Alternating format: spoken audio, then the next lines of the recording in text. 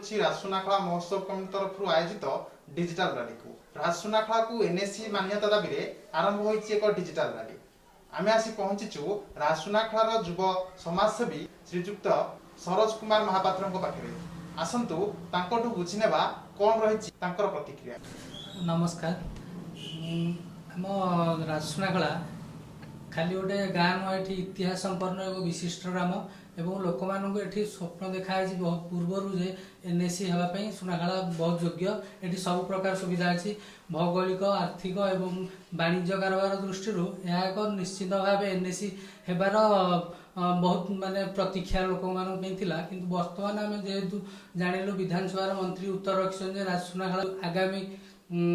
NSC जो list अच्छी से ना ना तेणुक आम मैंने समस्ते से मिलमाण आम दाबी कर सरकार जे आम हक आमको दि जाऊ राजसुनाखला को आगामी एनएससी तालिकाभुक्त आमको जो खाई स्वप्न को साकार करूँ ना